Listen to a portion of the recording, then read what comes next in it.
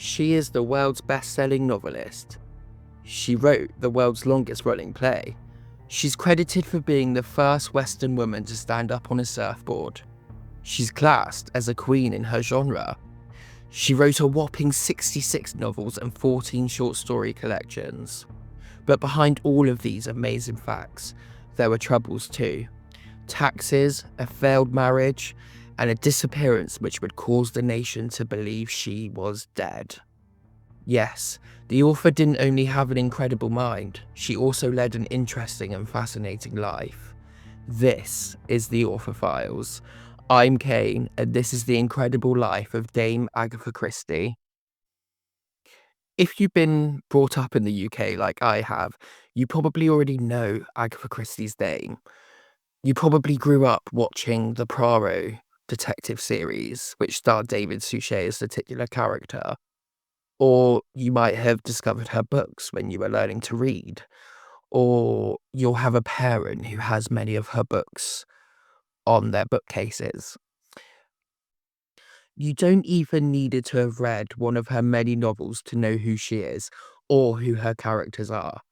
Agatha is installed in British society just as much as a lovely cup of tea is. I chose Agatha for the first episode of the Author Files, not only because she is the world's best-selling novelist, but because her life is so fascinating and it's a story that should be told. Like I've been saying, I'm sure many people have heard of her name, but it would not surprise me if many did not know about her tremendous life. Agatha faced good moments and bad moments, just like we all do, and perhaps it was through these moments that she was able to craft such genius stories. So let's begin with her birth, and I promise you there will be no red herrings here. On the 15th of September 1890, Agatha Mary Clarissa Miller was born. Her father was a wealthy American man named Frederick Miller, and her mother, Clara, was the Irish niece of Frederick's father's second wife. Arriving into the world, Agatha already had two older siblings, a brother named Monty and a sister named Madge, with Madge being the eldest. She lived at Ashfield in Torquay, a large home which was situated quite close to the sea, which also had a big garden. For any listeners outside of the UK, Torquay is situated along what is known as the English Riviera. It's a beautiful seaside town, and each year it hosts the annual Agatha Christie Festival, which always promises a brilliant programme to take part in. In Agatha's earlier years, she was homeschooled by her father Frederick. Clara, who was an excellent storyteller, did not want Agatha to learn to read until she was 8. But Agatha, being bored and being the only child left at Ashfield because Monty and Madge went away to school, taught herself to read by the age of 5. While her mother used to make up imaginative tales, which probably fueled Agatha's own imagination, she grew to enjoy books by Edith Nesbit, for example, The Story of the Treasure Seekers and The Railway Children, and Louisa M. Alcott's Little Women, as well as plenty of poetry and thrillers from American writers. When Madge would return home from being away at school, she would spend time with little Agatha and invent multiple scenarios about frightening characters, leading to Agatha to have a recurring nightmare about a terrifying gunman. Not only did Agatha teach herself to read at the age of 5, she also experienced the feeling of travelling for the first time. The family's investments in America were suffering, and to economise, they rented out Ashfield and spent some time in France. It was here that truly began Agatha's love of travel. In 1901, Agatha would turn 11, and for the first time, her words would be published in a local magazine. Unfortunately, also in that year, she would lose her dear father. Agatha's first ever published works was a small piece written for a local magazine, which she titled The Cowslip. And the cowslip goes like this. There once was a little cowslip, and a pretty flower too, but yet she cried and fretted all for a robe of blue. Now a merry little fairy, who loved a trick to play, just changed into a nightshade, that flower without delay. The silly little nightshade thought here life a dream of bliss, yet she wondered why the butterfly came not to give his kiss.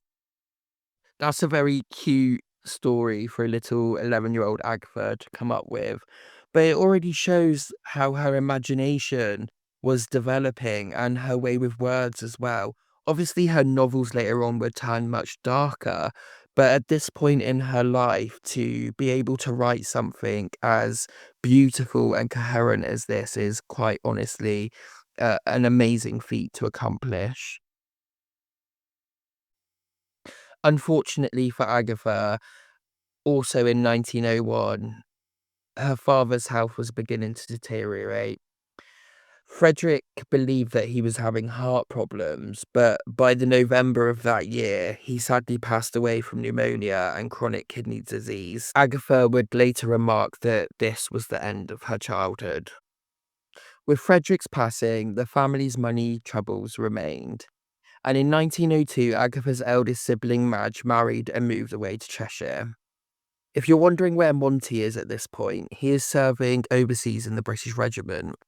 But that left Agatha alone now with Clara at Ashfield. Agatha began attending Miss Guyer's girls' school in Torquay, but found it difficult to adjust to the disciplined atmosphere.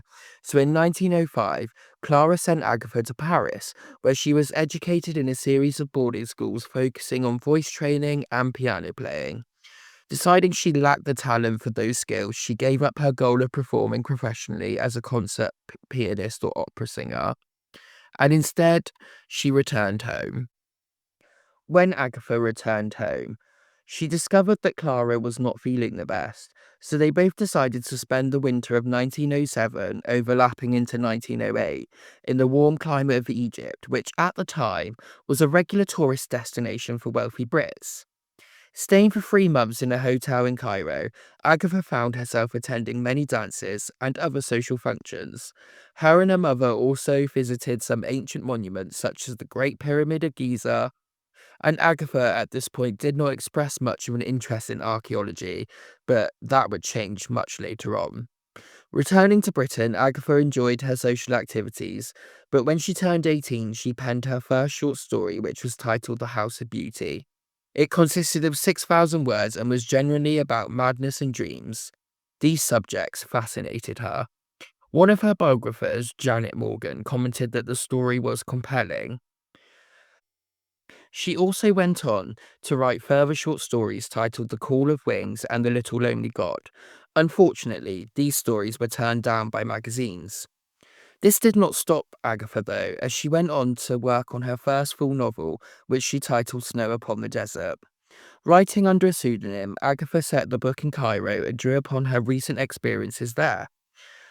She was disheartened when 6 publishers she contacted had declined her work. Clara, trying to be helpful and basically just doing what any other mother would do in this situation, suggested that she speak to their neighbour and friend Eden Philpotts, who was a successful novelist.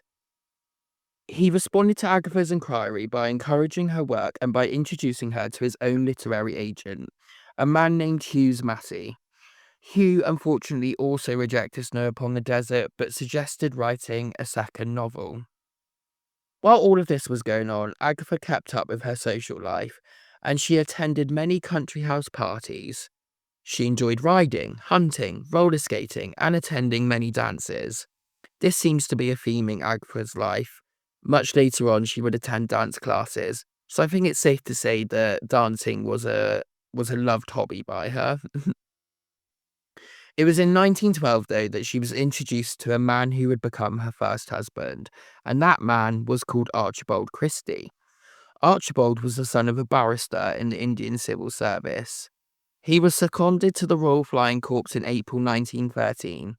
Despite this, the couple fell in love, and 3 months after their first meeting, Archie proposed marriage and Agatha accepted.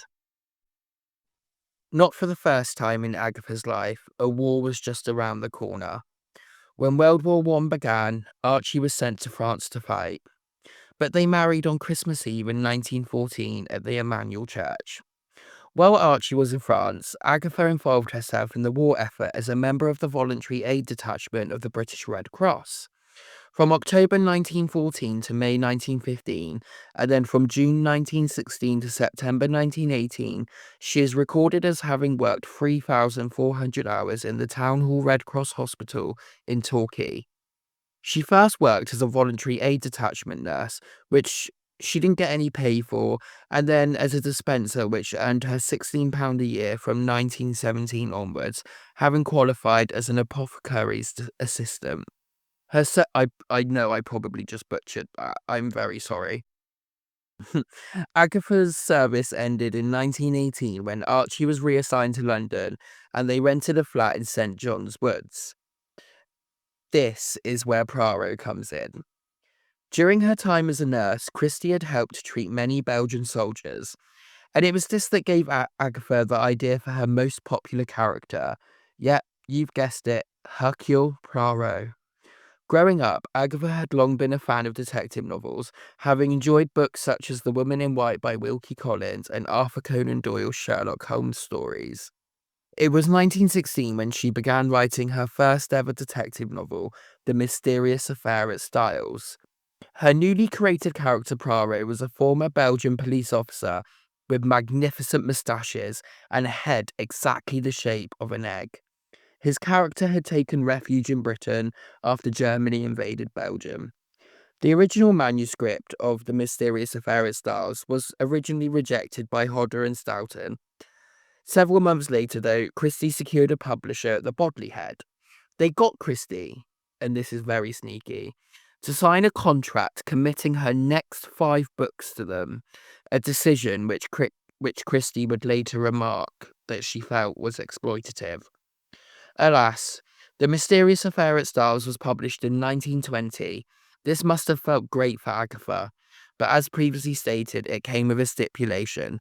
Her next 5 books must be published with the Bodley Head. In 1922, Agatha published her second novel, featuring detective couple Tommy and Tuppence. The Secret Adversary earned Christie just £50.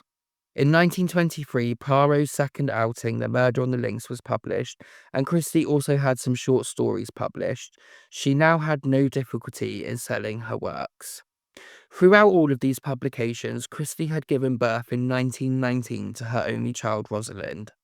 In 1922, Christie and her husband, Archie, joined an around-the-world promotional tour for the British Empire exhibition. They left their daughter with Agatha's mother, and during the 10 months away, they travelled to South Africa, Australia, New Zealand, Hawaii, and Canada. It was during this time that Agatha is believed to have been the first Western woman to surf standing up. When the tour ended, they returned to England, and Archie resumed work in the city, while Agatha continued her writing. Due to Agatha's success, the Christies then bought a house in Sunningdale, Berkshire, which they renamed Styles after the mansion in The Mysterious Affair at Styles. We now move on to probably the most talked about years of Agatha's life. Her mysterious disappearance, the murder of Roger Ackroyd, and the end of her first marriage. Shortly after moving into Styles, heartbreak and illness would come for Agatha in abundance. On the 5th of April 1926, Clara Miller, Agatha's mother, sadly passed away from bronchitis. Agatha was called to her bedside, but unfortunately arrived too late. Agatha was very close to her mother, and when she needed Archie the most, it seemed he was unable to offer his support. At the time of his mother-in-law's death, Archie was working abroad and didn't return home for the funeral. He was said to have had a dislike for difficult situations. What was worse was when he finally came home, he reportedly had a jollity about him, which must have been hard for a grieving Agatha, who was facing her biggest emotional loss since the death of her father. Needing to sort through her mother's belongings at the family home Ashfield in Torquay, Agatha and Rosalind returned to her family home for 6 weeks. During those 6 weeks, Agatha began to feel very unwell. She later stated that for the first time in my life, I was really ill. She later described this feeling as the beginning of a nervous breakdown, something which would become apparent during the rest of the awful year that was 1926. Up until this point, Agatha had always been physically robust, and for the first time in her life, she started suffering with insomnia. It's known that she went to a chemist and asked for a sleeping draught. Later, that chemist would recall how she had also said, "I would not commit suicide by a violent method while poison was available." This must have been a very troubling and worrying time for Agatha and those who were close to her. And unfortunately, due to Agatha's popularity and writing success, her illness did not go unnoticed with the press. One gossip columnist, writing about her illness at the time, stated that writing must be such a terrible strain on the nerves. The same columnist also further stated, "I was not surprised to hear that Agatha Christie, who writes detective yarns better than most men, has had a breakdown." With all of the speculation going on with her health, Agatha's mind was purely on one thought: what was going on with Archie? And if my husband had not returned home for my mother's funeral, I think I would be asking the same question. Having reached the end of her tether, she finally asked him. Archie revealed that he had fallen in love with a woman named Nancy Neal and that he wanted a divorce. This was devastating for Agatha, and to make matters worse, she knew the woman her husband was leaving her for. Let me take you back to 1922, when Agatha and Archie went on the British exhibition tour. It was here that Agatha and Nancy first met. They had taken part in a committee to create a new children's area, and Nancy had even come to stay at Styles. Archie's actions had an impact on Agatha's work too. From this point forwards, her work would often confront darker and uncomfortable feelings. Still in love with Archie, regardless of what he had told her, Agatha refused to give up on her marriage. She believed that she had the trump card, and that Archie would leave Nancy, the trump card, their daughter Rosalind. Agatha knew how much Archie loved her and truly believed he would return to the family. However, when autumn of 1926 arrived, things at Sunningdale were becoming unbearable. Archie would visit a few times a week, but would always choose to stay in his clubhouse in town. Agatha would later tell her friends that if I do not leave Sunningdale, Sunningdale will be the end of me.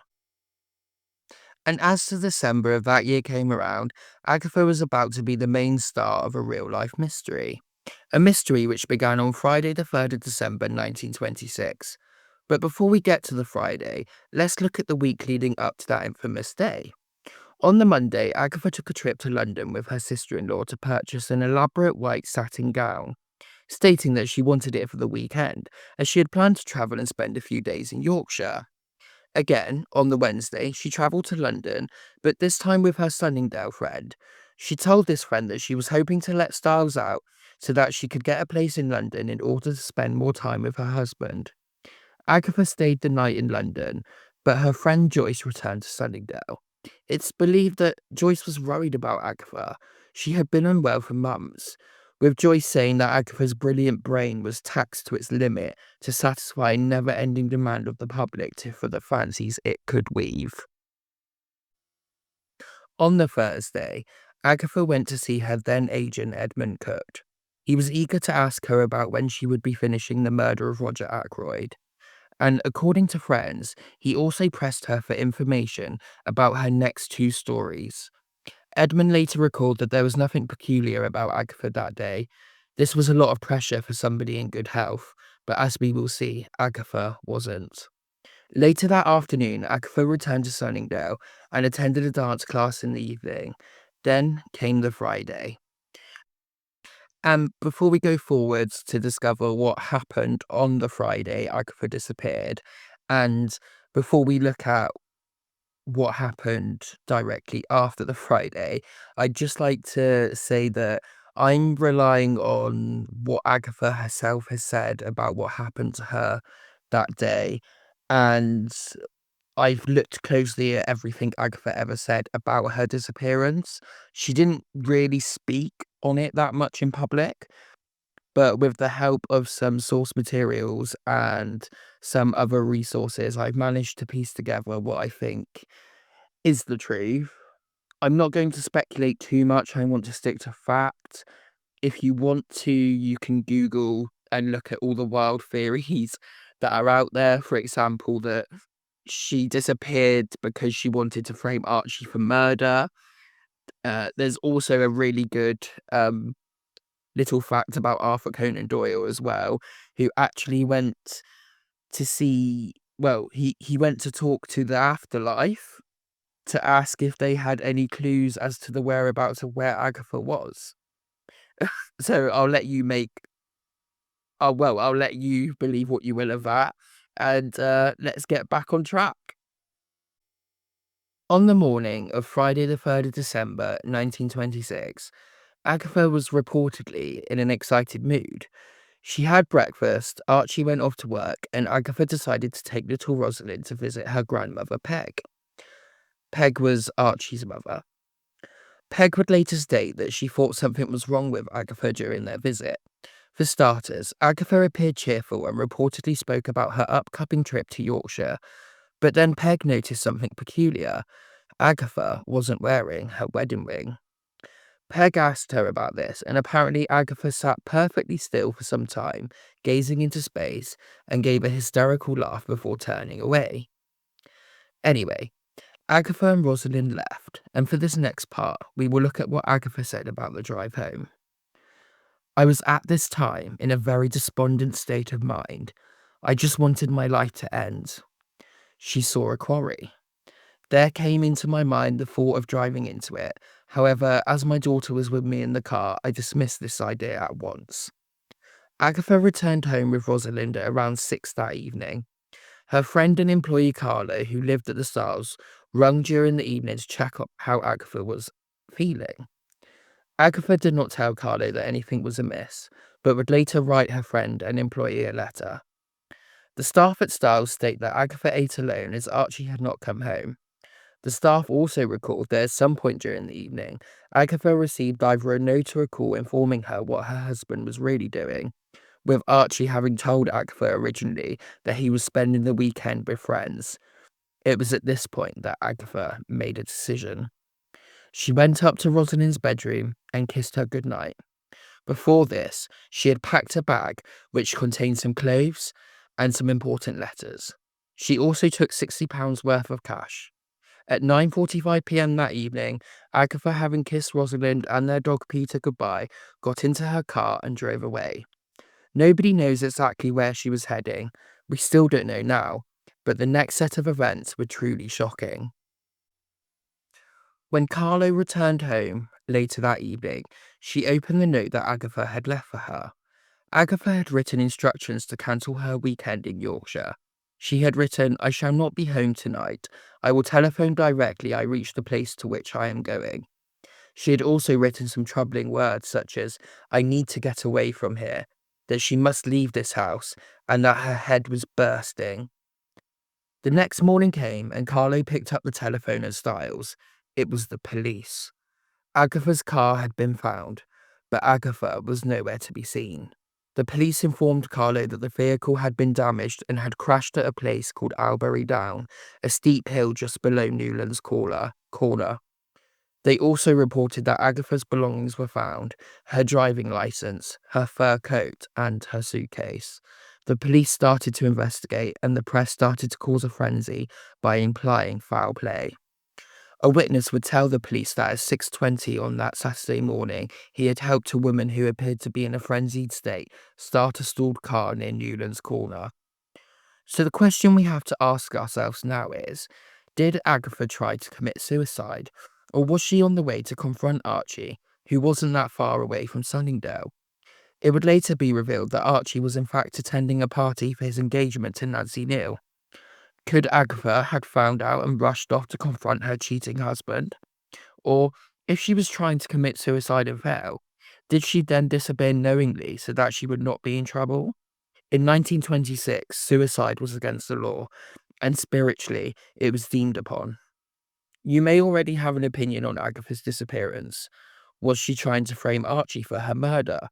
She had the genius mind to achieve it.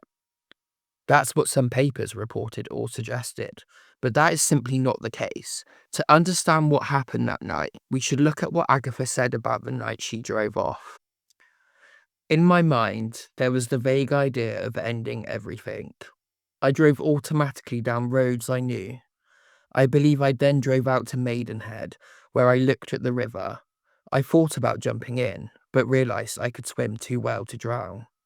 I then drove back to London again, and then on to Sunningdale. From there, I went to Newlands Corner. When I reached the point in the road which I thought was near the quarry I had seen in the afternoon, I turned the car off the road down the hill towards it. I left the wheel and let the car run. The car struck something with a jerk and pulled up suddenly. I was flung against the steering wheel and my head hit something. So Agatha claims that she hit her head and then suffered memory loss. It would not be until the 14th of December that Agatha was found. She was located at the Swan Hydropathic Hotel in Harrogate, Yorkshire, staying under the name of Mrs. Tressa Neal from Cape Town, South Africa. You may think it's interesting that Agatha used the surname of her husband's lover. It would be hard not to, but doctors later diagnosed with an unquestionable genuine loss of memory. Agatha never spoke about the disappearance in detail. It's remained a mystery ever since it happened. Laura Thompson, who wrote a biography on Christie, believes that she disappeared during a nervous breakdown, that she was conscious of her actions, but not in an emotional control of herself. Unfortunately for Agatha, public reaction was at the time largely negative, with many believing that this was a publicity stunt for her upcoming novel or an attempt to frame her husband for murder. After Agatha had recovered, she and Archie divorced on the 29th of October 1928, with Archie marrying Nancy just a week later. Agatha, meanwhile, had other ambitions, and she was not going to allow this divorce to scupper them. In 1928, Christie left England and boarded the famous Orient Express. Now, we all know the Orient Express, and many of us grew up knowing about the Orient Express because of Agatha's famous story, Murder on the Orient Express. She travelled to Istanbul and then to Baghdad, an amazing feat for a recently divorced single woman at the time. In Iraq, she made friends with an archaeologist named Leonard Woolley and his wife, who invited her to return to their dig in February 1930. Before she returned, though, Agatha suffered more heartbreak. In the September of 1929, aged just 49, Agatha's brother Monty sadly passed away. Spending his final days on the French Mediterranean coast, Monty died after suffering a stroke. He was buried near Marseilles. Of Monty, Agatha said in her autobiography, "In every family, there is usually one member who is a source of trouble and worry. My brother Monty was ours. Until the day of his death, he was always causing someone a headache. I have often wondered, looking back, whether there is any niche in life where Monty would have fitted in. He would certainly have been all right if he had been born Ludwig II of Bavaria." For those of you who don't know, Ludwig II of Bavaria was known mainly as the fairy tale king. So, in the February of 1930, Agatha took up the Willys' offer and returned to Iraq. But this time, she met a young archaeologist called Max Mallowan. Max showed Agatha around some of Iraq's most evocative locations, and after she had shown Max her good humour, Max knew instantly that he wanted to marry her. So in September 1930, Max and Agatha married in Edinburgh, a second marriage for Agatha which would last until her death. Their honeymoon was extravagant, with the couple stopping in Venice, Yugoslavia, and Greece. Afterwards, Max returned to the Woodies dig and Agatha returned to London to carry on with her writing. When Max had left the Woolies dig, going on to pursue new projects, Agatha went with him. During these new digs, Agatha would become to play a pivotal part of the dig team. In the morning, she would write, and in the afternoon, she would help on site, cleaning, drawing, and photographing the finds.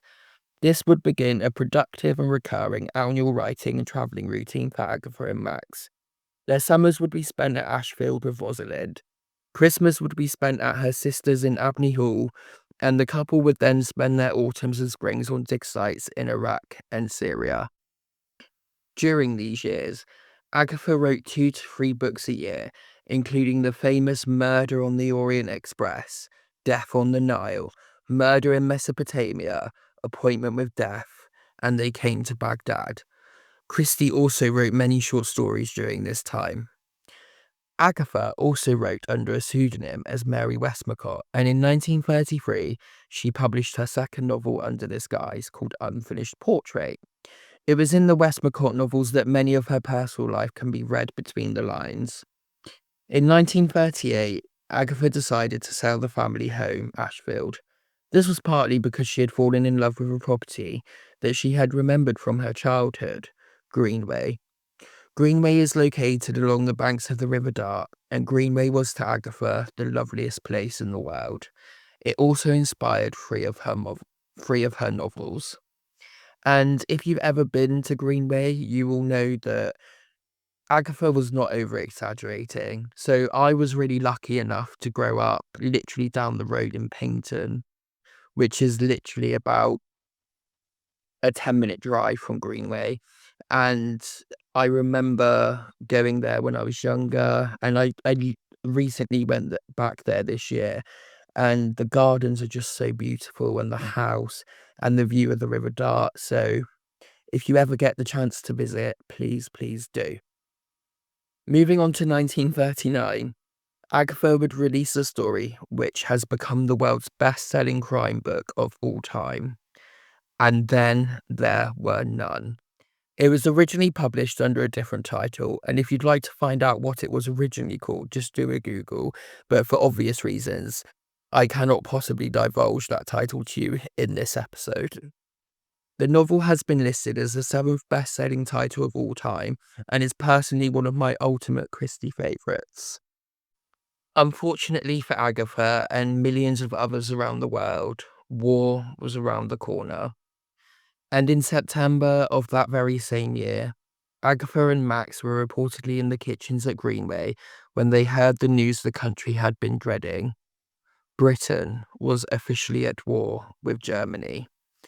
To begin with, they decided to remain at Greenway.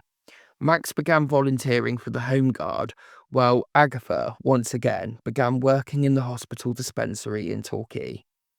Max became dissatisfied with his contribution to the war effort, so in 1940 they moved back to London, where he found work, and Greenway was let to evacuees. Moving to their property in Sheffield Terrace was a short move, as later in 1940 a house opposite theirs was bombed, leading to their own basement collapsing. So, because of this, they moved into a flat in a building known as Isokon in Hampstead. Shortly afterwards, Max was sent out to Cairo as a squadron leader in the Directorate of Allied and Foreign Liaison, and Agatha started volunteering in the dispensary at the University College Hospital. She would be alone for the duration of the war, despite trying to arrange work overseas near her husband. An interesting fact about this time, though, and one that I'm not sure many people know, is that Agatha was investigated during World War II by MI5. So in 1941, Agatha published a thriller called N or M. It wasn't a Poirot and it wasn't a Marple. But in this story, she had named a character Major Bletchley. The novel featured a hunt for a pair of deadly fifth columnists in wartime England. MI5 was concerned that Christie may have had a spy in Britain's top secret code-breaking centre, Bletchley Park. Luckily, MI5's suspicions were eased when Christie told her friend, the codebreaker Dilly Knox, "I was stuck there, on my way by train from Oxford to London, and took revenge by giving the name to one of my least lovable characters." During these war years, and probably because outside social activities were limited, Agatha became very productive.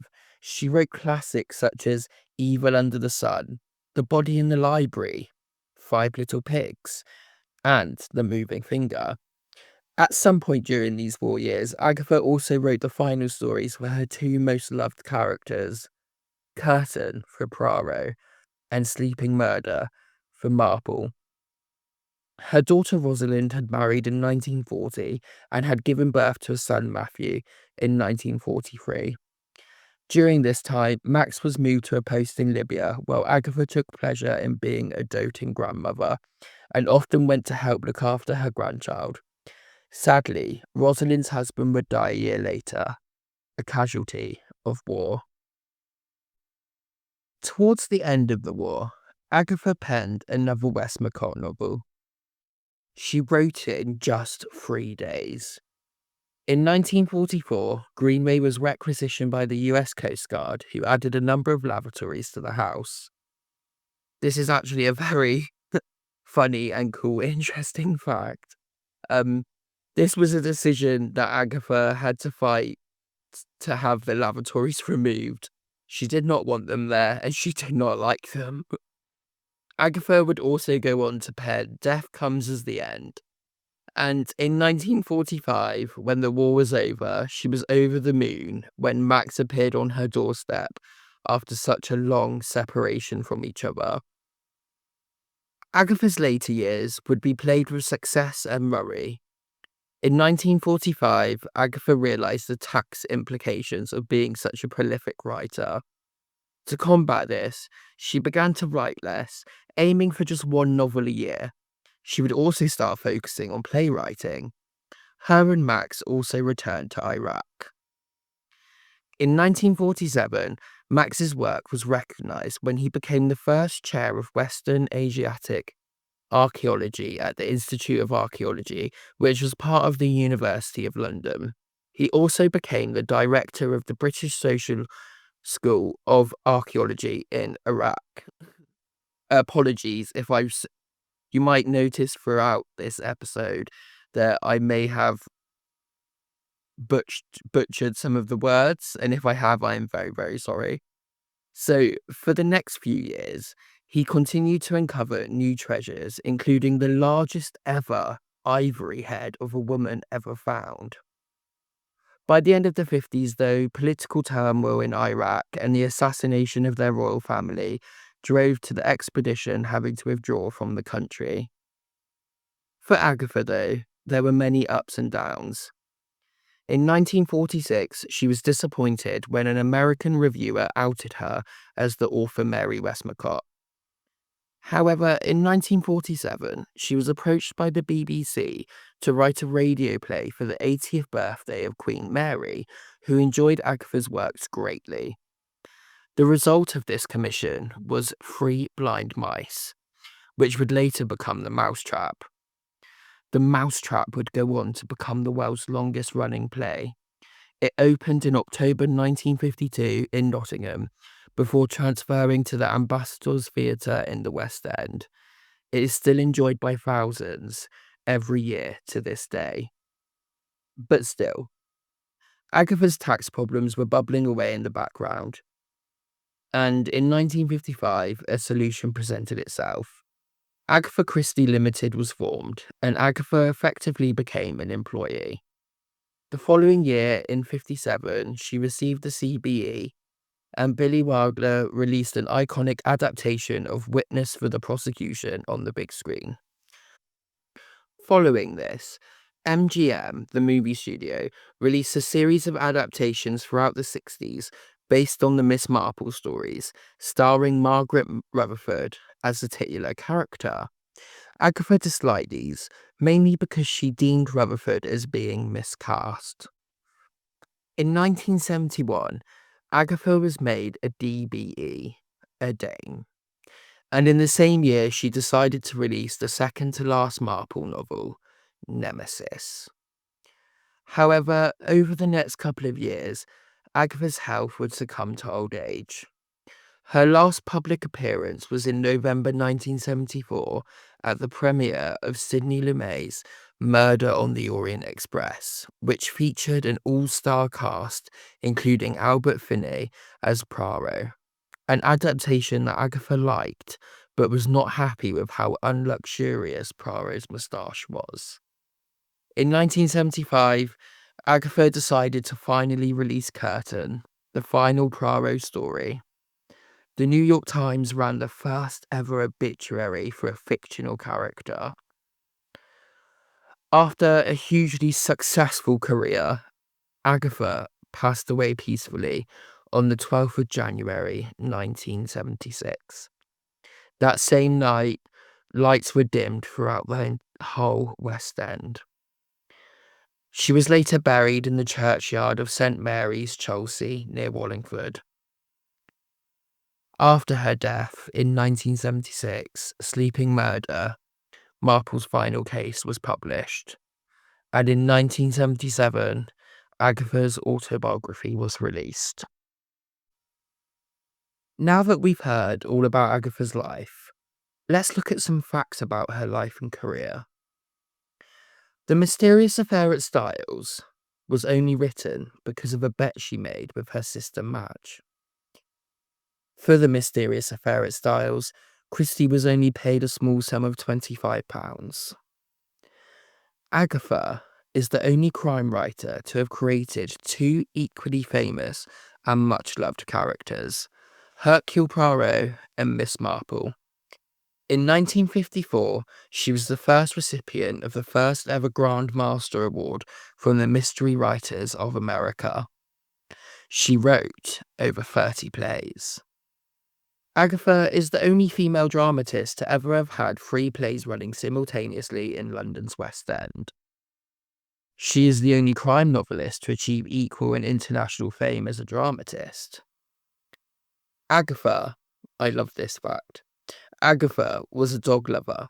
Her first dog was a Yorkshire Terrier puppy, which she received as a 5th birthday present. She was so overwhelmed with happiness that she couldn't even say thank you and retreated to the lavatory to get her thoughts together. The dog was named Tony, although his full name was George Washington. She was a teetotaler and a non-smoker. 2 of Agatha's pet hates were marmalade pudding and cockroaches.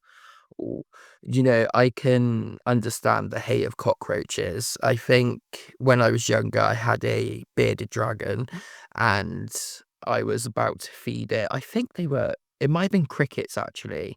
It was either cockroaches or crickets, but I went to feed my bearded dragon some of them. And they come in the plastic tubs with the little holes poked inside. Well, I took the lid off and they went everywhere. And I spent a whole afternoon just trying to find out where they were making their little noises. Anyway, her dislikes included crows, being jammed up against people, loud voices, noise, protracted talking, parties, cigarette smoke, lukewarm food, grey skies, and the taste and smell of hot milk. Agatha's likes included sunshine, apples, any kind of music, railway trains, numerical puzzles, going to the sea, bathing and swimming, silence, sleeping, the smell of coffee, and going to the theatre. Agatha has a rose named after her, and her favourite flower was the lily of the valley. 2 of her most excitable moments were her car, which she called the grey bottlenose Morris Cowley, and the second was dining with the Queen at Buckingham Palace. If you placed every copy of the US editions of Peril at End House, it would stretch to the moon. A 1-volume edition of the complete Miss Marple stories holds the Guinness World Record for the world's thickest book at 4,032 pages. There is an Agatha Christie memorial in Covent Garden, which is 2.4 metres high and in the form of a book. Her prolific writing career spanned 5 decades, with 66 crime novels, 6 non-crime novels, and 150 short stories. With more than 2 billion books published, she is outsold only by the Bible and Shakespeare. Her books have been published in over 100 languages, making her the most translated writer of all time. Agatha certainly had an impressive life and career. Her stories have merged into other types of media, including video games, movies, and TV shows. Just this year, a special bench was unveiled in Torquay, which features Agatha sitting upon it. Yes, you can actually go and sit with Agatha in the town she grew up in. In the autumn of this year, 2025, Poirot and Marple made their debut in the iconic Mr. Men series. These are an absolute hoot, and I really recommend grabbing a copy of both. Her books continue to be published. Just recently, a special edition of And Then There Were None was published, with the final chapter being hidden in an enclosed envelope at the back of the book. Poirot's Curtain has also recently been re-released in a special 50th anniversary edition. I was actually lucky enough to get a copy of this the other day, and it's so stunning. Every time I pick it up, I just stare at it, and it's just beautiful. And I can't wait to read Curtain again in this special edition. As we close the author files on Agatha Christie, I think it is safe to say that Christie is one of the greatest writers to ever have lived. Her stories have given millions countless pleasure and gasps as they see the twists and turns unravel on the pages in front of them. With Christie's work still being republished, adapted, and translated all around the world, it is not an over exaggeration to suggest that Agatha Christie and her works will continue to entertain, inspire, and enthrall many readers for many, many more years to come. Thank you for joining me for the very first ever episode of the Author Files. I'd also like to say a big thank you to the official Agatha Christie website, Agatha Christie's autobiography, and Lucy Worsley's An Elusive Woman, which is probably the best Agatha Christie biography that I have ever read. And I have read many of them, and I just think Lucy Worsley's has the edge. So if you'd like to find out more about Agatha Christie, I would really recommend grabbing a copy of that. It's a very good read. In the next episode, we will take a look at the life and works of Mr. John Steinbeck, so please do join me for that. And remember to set a reminder on whatever platform you listen to your podcasts. Your support means the world. Also, please do come and find me on Instagram and let me know your favourite Christie book or fact. You can find me by searching for The Author Files. Until the next time, stay safe and stay reading.